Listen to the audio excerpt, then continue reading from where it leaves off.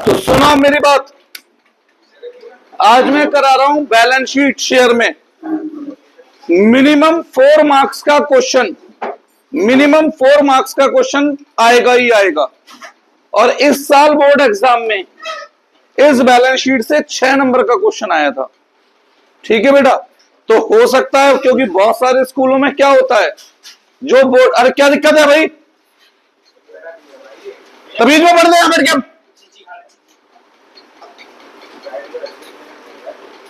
तो अक्सर होता क्या है बेटा, जो लास्ट ईयर बोर्ड एग्जाम में आता है वो स्कूलों में हाफिली के अंदर अगले साल आता है।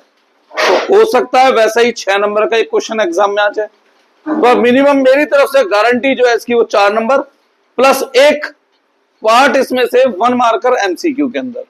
तो मिनिमम मेरी तरफ से 5 नंबर में इसमें से मिलेगा ही मिलेगा। ठीक है, क्या बना रहे हैं, बैलेंस शीट किसकी, शेयर की। तो ध्यान देना शुरू करो। तरीका क्या है, सबसे पहले कंपनी का नाम लिखा, बैलेंस शीट ब्रैकेट में एक्सट्रैक्टेड। एक्सट्रैक्टेड क्यों, मैं पूरी बैलेंस शीट नहीं बना रहा हूं, मैं बैलेंस शीट में से केवल एक हिस्सा शो कर रहा हूं शेयर का। ठीक है, केवल एक हिस्सा शो कर रहा हूं, किसका, शेयर का। और इसके नीचे as per part 1, as per part 1 of company of schedule 3 of company act 2013। कई बार ऐसा भी हुआ है बोर्ड में 1 मार्कर एमसीक्यू में पूछा गया है कि बैलेंस शीट कौन से पार्ट में बनती है, तो पार्ट 1 में, या कौन से शेड्यूल में, शेड्यूल 3 में। इसके बेस पर 1 मार्कर क्वेश्चन भी मिल जाता है। रही बात फॉर्मेट की, तो ये फॉर्मेट ही है, ये आपको याद ही करना है। एक तरफ यहां आ गया नोट टू अकाउंट या अमाउंट, यहां पर हेड ऑफ अकाउंट।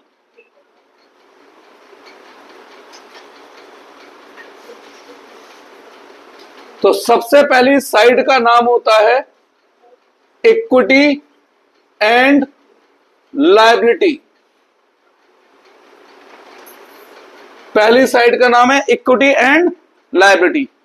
इसमें मेन हेड होता है शेयर होल्डर फंड,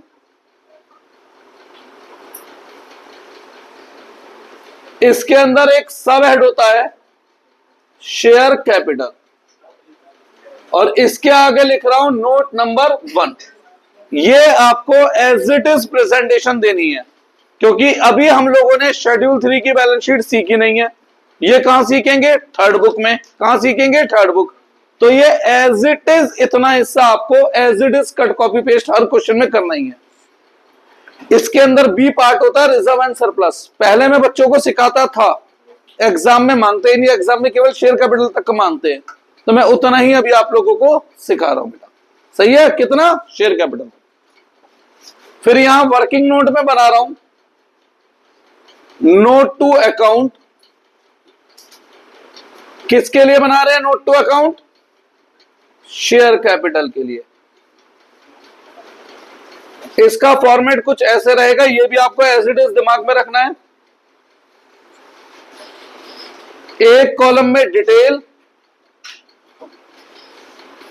एक कॉलम में अमाउंट, और यहां आया शेयर कैपिटल। अब ये जो हमारा नोट है ये 4 हिस्सों में डिवाइडेड है। कितने, 4। पहले हिस्से में हम लिखते हैं पॉइंट नंबर 1 पर ऑथोराइज शेयर कैपिटल। थ्योरेटिकली मैंने आपको इसका मतलब एक बार शायद बताया भी था। ऑथोराइज शेयर कैपिटल का मतलब होता है कुल कितने शेयर से हमने अपनी कंपनी का रजिस्ट्रेशन करवाया। तो इसे 3-4 अलग अलग नामों से लोग जानते हैं या दे सकते हैं। पहला, ऑथोराइज शेयर कैपिटल, नाम साफ साफ है। दूसरा, रजिस्टर्ड शेयर कैपिटल। तीसरा, शेयर कैपिटल प्रिस्क्राइब्ड इन मेमोरेंडम। चौथा, नॉमिनल शेयर कैपिटल। और पांचवा, मैक्सिमम शेयर कैपिटल। ठीक है, कई इन नामों से दिया जा सकता है।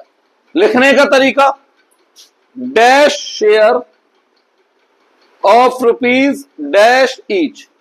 तो पहले डैश में क्या आ रहा है? पहले डैश में आता है नंबर ऑफ शेयर, और दूसरे डैश में क्या आती है बेटा? Face value. अमाउंट लिखो और बॉक्स को यहीं बंद कर दो। यहीं बंद करने का मतलब क्या होता है कि ये जब टोटल करूंगा तो उस टोटल में इसे कंसिडर नहीं किया जाएगा। ठीक है बेटा, एक्चुअली में मैंने कंपनी के रजिस्ट्रेशन कराते वक्त लिखवा लिया कि मेरी maximum share capital 1 lakh share हो सकती है, तो ये मेरी सारी लायबिलिटी बन गई। लायबिलिटी तो तब बनेगी ना जब मैं आप लोगों को शेयर इशू करके आपसे पैसा लूंगा, है ना? तो जितना मैंने आपसे अब तक पैसे लिया वही तो लायबिलिटी होती है। तो अभी तो केवल लिखी हुई है ना, ये मैंने इशू कोई ना करी है। तो वो अभी नंबर आएगा उसका, अभी उसका नंबर आएगा, वो लायबिलिटी बनेगी मेरी। हाँ, वही लायबिलिटी बनेगी जितना मैं आपको शेयर दे दूंगा। सेकंड नंबर, ये तो लायबिलिटी आपकी बनेगी। हाँ बेटा, एक बार मेरे को ये पूरा भरवान देगा, क्या पता तेरे को क्वेश्चन ही ना पूछना पड़े मुझसे, है ना? इशूड शेयर कैपिटल, इसका मतलब होता है कुल कितने शेयर हमने पब्लिक को ऑफर किए हैं। तो मैं अगर तुमसे ऑफर कर रहा हूं मेरे 10,000 शेयर खरीद लो, तो क्या तुमने जरूरी है 10,000 शेयर लिए हो? तो फिर मैं अभी इसे लायबिलिटी कैसे कह दूं? तो इसको भी मैं क्या करूंगा? अमाउंट लिखूंगा और बक्से को यहीं पे क्या कर दूंगा बेटा? बंद कर दूंगा। और यहां पर भी dash share of rupees dash each. देखो बेटा, इस बैलेंस शीट में एक समस्या है। अब मुझे नहीं पता कि हमारे देश में जब इस बैलेंस शीट को कॉपी करा गया इंटरनेशनल स्टैंडर्ड से मैच करने के लिए, तो उन्होंने इस चीज को क्यों नहीं नोटिस किया। सपोज करो एक राम नाम का पर्सन है जिसने अलॉटमेंट पे पैसा नहीं दिया, तो call in arrear account open होगा। तो जब मैं कॉल इन एरियर लिखता हूं, क्या उसमें प्रीमियम भी इंक्लूड होता है? नहीं होता? होता है ना? पर यहां पर जब मैं शेयर कैपिटल लिखता हूं तो सब फेस वैल्यू वाला हिस्सा लिखा जाता है। तो अब उस कॉल इन एरियर में प्रीमियम इंक्लूड है, उसे यहां कैसे एडजस्ट करें? तो ये ड्रॉबैक है इस बैलेंस शीट की, एक लिमिटेशन है। पता नहीं लोगों ने कैसे नोटिस नहीं की, पर हम तो लॉ मेकर है नहीं, तो हमारी, और वैसे भी इतने छोटे से टीचर हैं, हमारी बात सुनेगा कौन? तो भैया जो लिखा है मैं आपको वो पढ़ा दे रहा हूं, ठीक है ना? पर इसमें लिमिटेशन है ये। अब यहां से मेन वो शेयर आते हैं जो मैं पब्लिक को दे रहा हूं। Subscribed share capital. Subscribed share का मतलब होता है कुल कितने शेयर हमने पब्लिक को अब तक दिए। सब्सक्राइब का मतलब होता है कुल कितने शेयर हमने अब तक पब्लिक को दिए। वहीं ध्यान दे रहे हैं, यहां पे ध्यान देने की जरूरत क्या है? सब्सक्राइब का मतलब है कुल कितने शेयर हमने अब तक पब्लिक को दिए। तो सब्सक्राइब शेयर दो हिस्सों में बांटे जाते हैं बेटा। पहला, subscribed and fully paid up, मतलब वो शेयर जिनसे पूरे 10 या फेस वैल्यू जितनी भी है, भाई मैं एग्जांपल के रूप में बोल रहा हूं, 10 रुपए शेयर की फेस वैल्यू है, तो वो शेयर जिनसे पूरे 10 रुपए हमें मिल गए वो किस में आएंगे? सब्सक्राइब। और एक बात आपको याद रखनी है, अगर मैंने शेयर पे 8 रुपए मांगे हैं और मिल रहे हैं 10, तो 2 रुपए बनता है कॉल इन एडवांस। और call in advance share capital का पार्ट नहीं होता है, वो करंट लायबिलिटी का पार्ट है। तो उस 2 रुपए को मुझे यहां कंसिडर नहीं करना है, ठीक है? और सेम बैलेंस शीट के क्वेश्चन में मुझे प्रीमियम को क्या करके चलना है? इग्नोर, क्योंकि प्रीमियम की जगह शेयर कैपिटल में नहीं आती, प्रीमियम की जगह आती है एक अलग सब हेड में, जिसे हम कहते हैं रिजर्व एंड सरप्लस। क्या बोलते हैं जिसे? Reserve and surplus. तो सब्सक्राइब्ड एंड फुली पेड, इसमें same dash share of rupees dash each. तो पहले डैश में नंबर और दूसरे डैश में फेस वैल्यू। ठीक है, अमाउंट आ गया बाहर और इसे बंद नहीं करना है, ये शेयर कैपिटल के टोटल में ट्रांसफर होगा। इसी का बी पार्ट है subscribe comma but not fully paid, मतलब ऐसे शेयर जो लोगों के पास हैं पर उनसे पूरा पैसा नहीं मिला है। सपोज करो मैंने आप लोगों को 10,000 शेयर इशू करे 10 रुपए वाले, तो इस हिसाब से मैं आपसे कितने रुपए ले रहा हूं? 1 लाख। तो मेरी लायबिलिटी क्या है? अगर किसी ने 5,000 रुपए रोक रखे हैं तो मैं अपनी लायबिलिटी 1 लाख क्यों मानूं भाई? तो मेरी लायबिलिटी क्या है? 95 ना। तो इसमें से क्या लेस करना होता है? Calls in arrear. क्या लेस करना होता है? ठीक है, अब ध्यान देने वाली बात है, आएगा क्या क्या? Dash share comma rupees dash called, या फेस वैल्यू आई, ये जरूरी नहीं है। पहले डैश में क्या आएगा? कितने नंबर हैं, और दूसरे में अब तक कितना पैसा हमने मांगा है। क्या पता हमने 10 में से केवल 8 मांगे हो, क्या पता 10 मांगे हो, क्या पता 7 मांगे हो। ठीक है, अब रही बात कॉल्स इन एरियर, इसमें क्या आता है? वो शेयर जो फॉरफिट नहीं करे। कौन से शेयर? जो फॉरफिट इनटू अनपेड वाला रेट। अब आप कहेंगे ऐसा क्यों? बेटा सीधी सी बात है, सब्सक्राइब का मतलब, बेटा हल्का सा पैर पीछे करिए। सब्सक्राइब का मतलब मैंने क्या बताया कि कितने शेयर पब्लिक के पास हैं। अरे तो जो शेयर फॉरफिट हो गए हैं, क्या उनमें वो शेयर पब्लिक के पास हैं? तो क्या वो फॉरफिट वाले शेयर इसमें शामिल हैं? तो उनकी कॉल इन एरियर कैसे लिख दूंगा जब उसमें शामिल ही नहीं है। ठीक है, और चौथा और लास्ट, शेयर फॉरफीचर अकाउंट। अब इसमें क्या आता है भाई? मैंने 500 शेयर फॉरफिट किए, उसमें से मैंने 400 शेयर रीइश्यू कर दिए, तो जो शेयर रीइश्यू कर देता हूं उसका बचा हुआ फॉरफीचर कहां ट्रांसफर हो जाता है?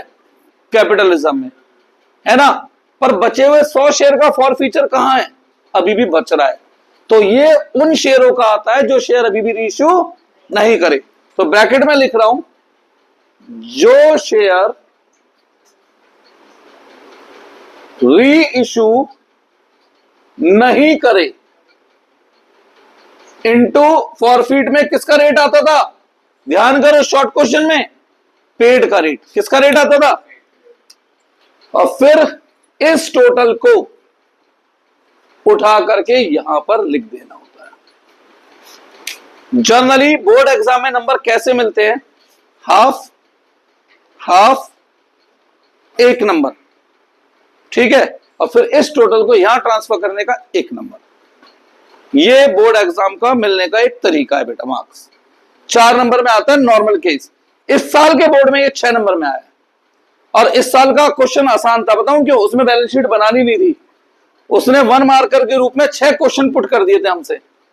ये बता दो कितना अमाउंट है, ये बता दो कितना अमाउंट है, ये बता दो कितना अमाउंट है। वो और आसान हो गया था। अब इन सब को सोचने के लिए जाहिर सी बात है शायद थोड़ी सी वर्किंग की जरूरत पड़ जाए। तो जो मैं दिमाग में सोचूंगा, क्या आप उसे देख पाएंगे, स्कैन कर पाए? तो फिर मैं क्या करूं उसके लिए? जो मैं दिमाग में सोच रहा हूं मैं उसे कहां लिख दूं? बोर्ड पे लिख दूं कि मैं क्या सोचता हूं। तो देखो मेरे सोचने का तरीका क्या रहेगा। सबसे पहले मैं देखूंगा इशूड शेयर कितने हैं और अप्लाइड शेयर कितने हैं। इनमें से जो कम होता था वो हमारा क्या बनता था? अलॉटेड शेयर बनता था। सही है, क्या बनता था वो? अब इसमें लेस करो शेयर फॉरफिटेड। जो शेयर फॉरफिट हो गए हैं, क्या वो पब्लिक के पास हैं? तो वो उसमें से लेस करो और ऐड करो शेयर री इशूड।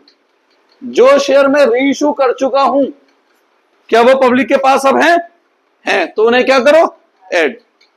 ऐसे निकल कर आता है सब्सक्राइब्ड शेयर। क्या निकल कर आता है बेटा? अब ये सब्सक्राइब्ड शेयर दो हिस्सों में डिवाइडेड है, या तो फुली पेड होंगे या तो पहले क्या ढूंढना है? नहीं, पहले हम ढूंढेंगे नॉट फुली पेड। जो बच गए वो सब क्या है? Fully paid. अब नॉट फुली पेड की दो पहचान होंगी। शेयर नॉट फुली पेड दो कारणों से हो सकता है। कितने कारणों से? दो। तो रीजन क्या है नॉट फुली पेड बनने के शेयर? इसका पहला रीजन है either share are not fully called. 10 वाले शेयर में बैलेंस शीट की डेट तक हमने मांगे ही कितने रुपए हैं? 8, 9, 7, यानी पूरे 10 रुपए मांगे ही नहीं है। तो या तो ये कारण है कि वो शेयर क्या बनेगा? नॉट फुली पेड बनेगा। और दूसरा कारण क्या हो सकता है? और there is call in arrear. क्या पता मैंने पूरे 10 रुपए मांगे हैं पर कुछ लोगों ने 2 रुपए अभी रोक रखे हैं। तो इन दो कारणों से शेयर क्या बनता है?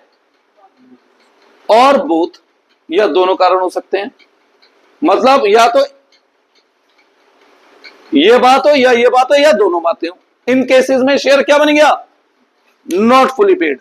और जो बैलेंस शेयर बचे वो क्या बन गए हमारे? Fully paid. एक अपना क्वेश्चन बनाऊंगा, बुक के क्वेश्चनों से बड़ा होगा वो, क्योंकि मैं उसमें हर पॉइंट कवर करूंगा। बट एग्जाम के क्वेश्चन में जनरली या तो ये आता है या ये आता है, दोनों एक साथ नहीं आते कभी। ठीक है, पर सीखने के लिए मैं ऐसा क्वेश्चन दूंगा जिसमें सारी चीजें कवर हो सके। ठीक, अब सोचने की बात और क्या रहेगी उसमें? फॉरफिट की एंट्री सिखाई थी मैंने, उसमें एक डायग्राम बनाता था। क्या? फेस वैल्यू प्लस प्रीमियम के कितने हिस्से? 2। कॉल प्लस प्रीमियम और फिर इसके 2 हिस्से, पेड प्लस प्रीमियम और अनपेड प्लस प्रीमियम। ऐसे ही कुछ सिखाता था। जब बैलेंस शीट के लिए टेबल बनाओ ना, प्रीमियम को पूरी तरह इग्नोर कर दो। क्यों? प्रीमियम किस सबहेड के अंदर आता है? Reserve and surplus. और हम कौन से सबहेड पे जा रहे हैं? तो इंक्लूडिंग प्रीमियम में कैसे लिख दूं? यही इसकी लिमिटेशन है, वो जिस लिमिटेशन की मैं बात कर रहा था बेटा। सही है? तो पेड वाला कहां आएगा? फॉरफिट में। और अनपेड वाला कहां यूज होता है? Call in arrear. नोट करो इसे। और एक क्वेश्चन बोल रहा हूं मैं, एक सिंगल क्वेश्चन कराऊंगा आज, बस केवल एक सिंगल। लिखो इसे। हाफ एली में मेरे को उम्मीद है वो जो बोर्ड का क्वेश्चन आया था ना, वही वाला क्वेश्चन आ जाएगा 6 नंबर में।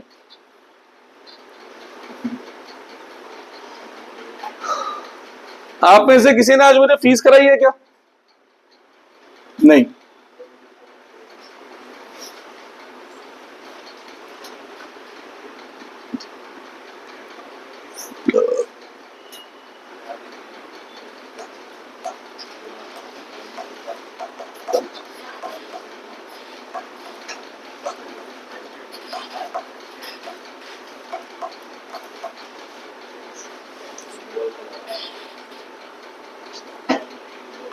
पढ़ने में ध्यान लगा लो भाई लोगों, आपके और मेरे दोनों के लिए अच्छा होगा।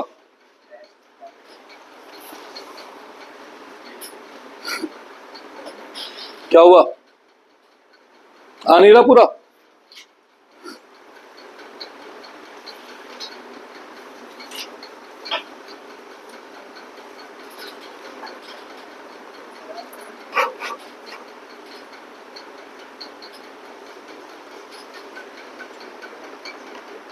क्वेश्चन बनाता हूं क्या?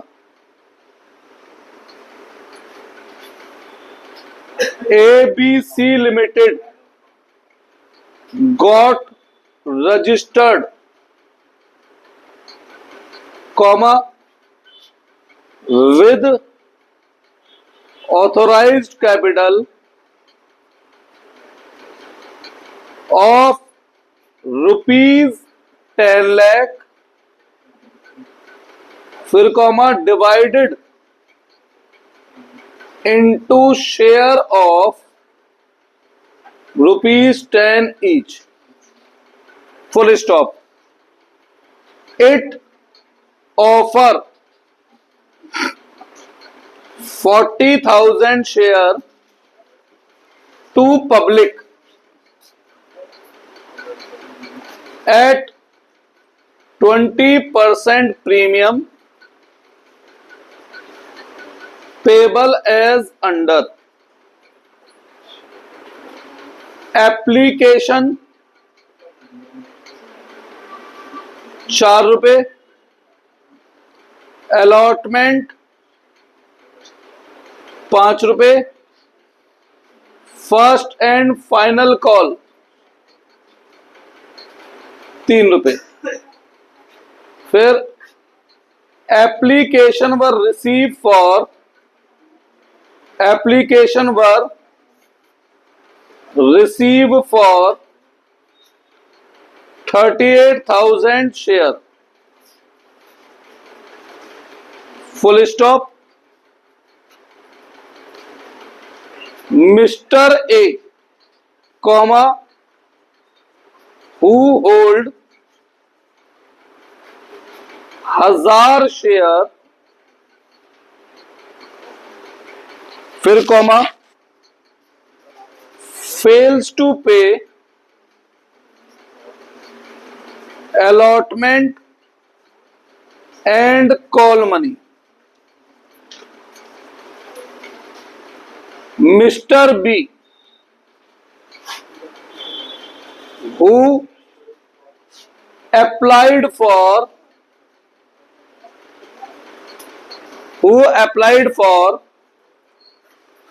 500 share, fails to pay call money, फिर full stop. Share of Mister A forfeited, फिर full stop. 600 out of forfeited share were reissued at the rate ₹9 पर शेयर। ये क्वेश्चन है, ये अपने आप में बोर्ड एग्जाम के हिसाब से परफेक्ट क्वेश्चन है। इस क्वेश्चन को मैं इस बैलेंस शीट में भर के दिखाऊंगा। ठीक है, आपको तो केवल क्वेश्चन को भरना सीखना है, हमें तो क्वेश्चन सोचना भी पड़ता है क्या बनने, है ना बेटा। ये क्वेश्चन है, बस बैलेंस शीट का फॉर्मेट नोट करके शांति से बैठ जाओ, अब फिर समझो मैं क्या करा रहा हूं। ठीक है, नोट करने की कोशिश मत करो, नोट करना घर जाके कर लेना।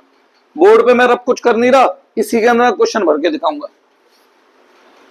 जब आप लोग नोट कर लें इसे और क्वेश्चन को बता देना, मैं क्वेश्चन सॉल्व करा रहा हूं।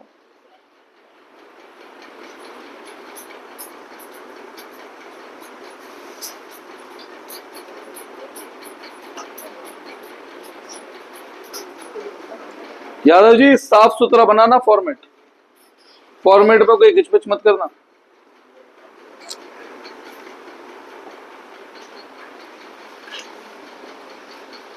बैलेंस शीट में अभी शेयर की स्कूल में सिखा दी होगी, उसमें रिजर्व वाला कॉलम तो नहीं बनवाया ना उन्होंने अभी।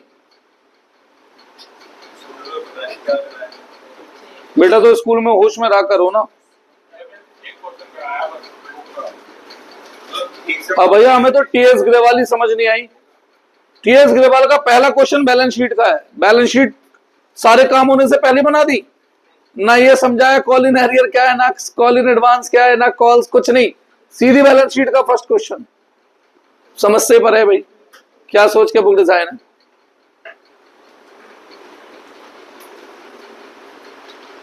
करें क्या? जब करना हो बता देना।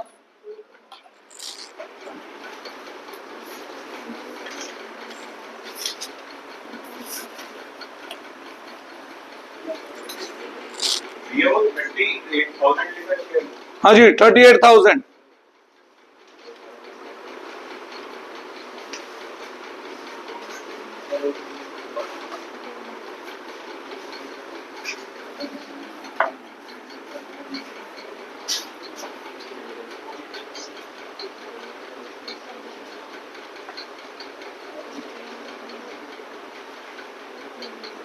तो ठीक है,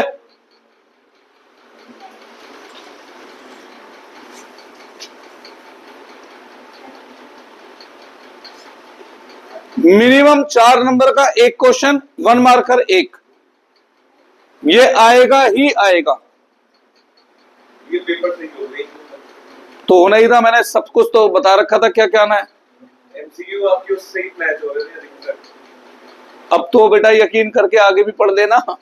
लेकिन भैया बड़े वाले क्वेश्चनों में इस बार आपका क्या बात कर दी, एक क्वेश्चन के अलावा सारे मैच हुए हैं। नहीं तो तू मेरे साथ बैठ, इंपॉर्टेंट लिखे। बड़े वाले क्वेश्चन में एक आपका यार बेटा इंपॉर्टेंट बताएं, पेपर आउट कोई ना करेगी। अगर मैंने तेरे से क्या बोला था, तारीख में तो कह रहा हूं। हाँ मैंने कहा था 60 में से 55 के आसपास आ जाएगा, उतना आ गया था ना, बस। तो फिर भैया पलट रहा है ये बोलने वाला कुछ और था। चलो बेटा जल्दी कर लो, मैं इस क्वेश्चन पे थोड़ी सी मेहनत करना चाहता हूं, एक सिंगल क्वेश्चन पे।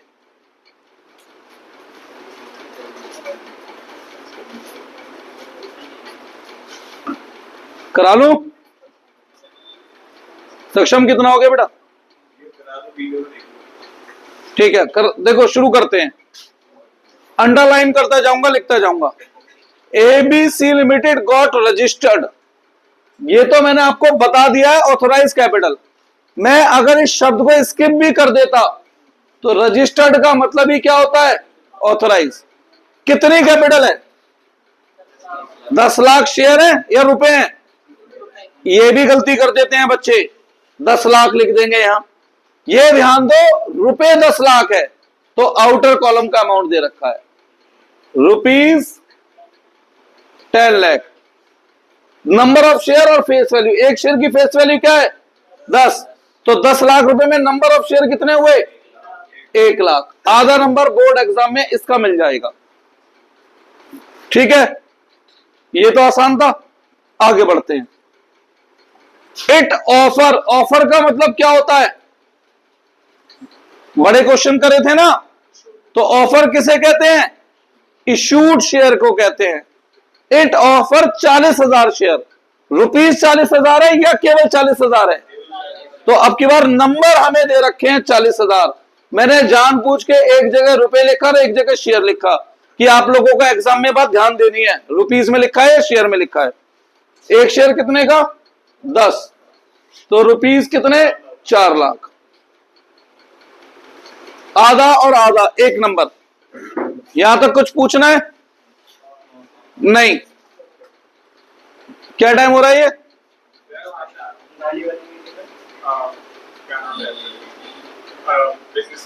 तो बेटा फिर भी तुम, अच्छा चलो बैठो।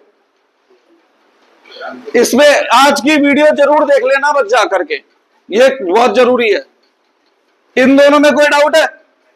अब इसके लिए मुझे पहले वर्किंग सॉल्व करनी है बेटा। भाई सक्षम यह ध्यान दे लो प्लीज यार। तो आगे के लिए मुझे वर्किंग ध्यान देनी है। इशूड शेयर बताओ कितने हैं और अप्लाइड शेयर कितने हैं? विच एवर इज लोअर, तो अलॉटेड शेयर बने 38,000। कोई डाउट है? अब पूरा क्वेश्चन पढ़ के बताओ, क्या कोई शेयर फॉरफिट हो रहा है? नहीं। पढ़ लो क्वेश्चन। 1000 शेयर फॉरफिट हो रहे हैं किसके? एक एक। क्या कोई शेयर रीइश्यू हो रहा है? कितने? 600। तो एट प्रेजेंट पब्लिक के पास कितने शेयर हैं? हाँ, फॉरफीट तो केवल एक एक करवाए मैंने तो नहीं कहा कि जो पैसा नहीं देगा पर कहा ये एक ही जगह बी लग रहा है। लो खुश, अब इसमें कोई डाउट है? अब इन शेयरों में कोई है जिसका शेयर नॉट फुली कॉल्ड हो? भैया क्वेश्चन में तो ऐसा कुछ लिखा ही नहीं है। क्या कोई है जिसकी कॉल इन एरियर हो इन शेयरों में? कोई ऐसा? ए बी तो है नहीं है, ए है नहीं है इनमें, ए तो इनमें है ही नहीं, वो तो पहली माइनस हो चुका है। तो इनमें ऐसा कौन है जो पैसा रोक कर बैठा है? बी। तो बेटा बी के शेयर, किस रीजन से? सेकंड रीजन से। तो कितने शेयर है बी के? तो 500 शेयर बने नॉट फुली पेड, ठीक है, और बाकी बैलेंस शेयर बचे फुली पेड। ये सबसे ज्यादा ऐसी जगह है जहां बच्चे कंफ्यूज होते हैं कि किसे नॉट फुली पेड में लिखे और कितना फुली पेड। वो गलती क्या करते हैं, वो फुली पेड ढूंढते हैं। मैं फुली पेड ढूंढता नहीं हूं, मैं क्या ढूंढता हूं? Not fully paid. और जो बच गया वो सब क्या है? Fully paid. कोई डाउट है इसमें? ये क्लियर है? नॉट फुली पेड में 500 क्यों आए? कौन पैसे रोक रहा है? ए और बी। पर ए तो इसमें है ही नहीं, तो उसको तो भूल जाओ क्योंकि वो तो पहले कट चुका है। तो इनमें कौन शामिल है जो पैसे रोक रहा है? बी। बाकी बचे पूरे।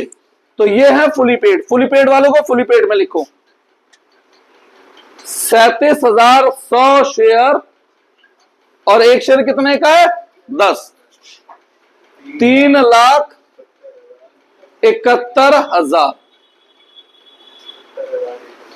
नॉट फुली पेड में कितने शेयर है? 500। किसके हैं ये 500 शेयर? तो बी के लिए पहले टेबल बनाओ। एक शेयर 10 का, बी ने क्या नहीं पे करा? केवल कॉल पे नहीं करी। कितने रुपए? 3। तो बी ने कितना पे कर दिया? 7 + 2। प्रीमियम को क्या कर देना है? क्वेश्चन से पूरी तरह गायब, चाहे यहां हो चाहे यहां हो चाहे यहां हो, प्रीमियम को क्या कर देना है? गायब। तो अब बी के लिए टेबल बन गया, ठीक है। तो बी की कॉल इन एरियर लिखनी है। तो कॉल्ड कितना है बी के लिए? पूरे 10। कितने रुपए बने? 5,000। अब कॉल इन एरियर में कौन से शेयर आते हैं? फॉरफिट नहीं करे। किसके शेयर हैं जो फॉरफिट नहीं करे? बी के। 500 रुपए इंटू अनपेड रेट। बी का अनपेड रेट क्या है बेटा? 3। तो कितना बना ये? 1500, और माइनस करके बाहर आ गया। इसमें कोई डाउट है? अब बात करता हूं फॉरफीचर की। फॉरफीट किसके शेयर किए थे हमने? तो ये टेबल ए के लिए बनेगा। अब दोबारा से 10 का शेयर, 10 कॉल्ड, और ए ने क्या क्या नहीं दिया? अलॉटमेंट नहीं दी और फर्स्ट कॉल नहीं दी। तो ए ने केवल 4 रुपए दिए, और प्रीमियम को क्या कर देना है पूरे क्वेश्चन में? इग्नोर। यही था ना? ठीक है। तो वो शेयर जो रीइश्यू नहीं हुए, फॉरफिट कितने शेयर किए थे? रीइश्यू कितने करे थे? तो रीइश्यू कितने शेयर नहीं करे? इनटू किसका रेट? तो पेड का रेट क्या है? 4। और इन्हें जोड़ दो और उठा के ऊपर लिख दो, ठीक है। मेरा क्वेश्चन थोड़ा बड़ा है, बुक में शायद इससे थोड़ा सा छोटा क्वेश्चन है। 3,76,100। खत्म क्वेश्चन।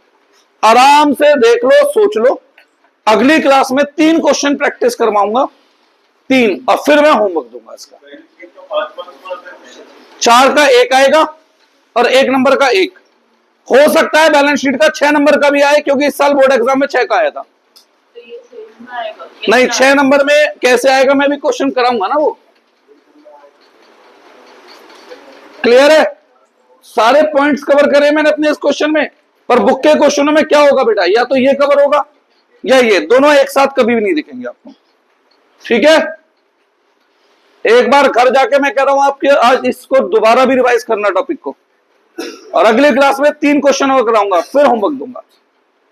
भाई 5-6 नंबर का है, कैसे? जब हमने 6 नंबर के क्वेश्चन में तो 20 दिन लगा लिए, तो यार 5 नंबर के क्वेश्चन में 2 दिन तो लगा सकते हैं ना। 9 तारीख को ये सब पेपर। हाँ, 9 तारीख से पहले शेयर हो जाएगा। कोई डाउट है? तो आज एक बार क्लास में यही बोलूंगा, दोबारा रिवाइज कर लेना। चलो।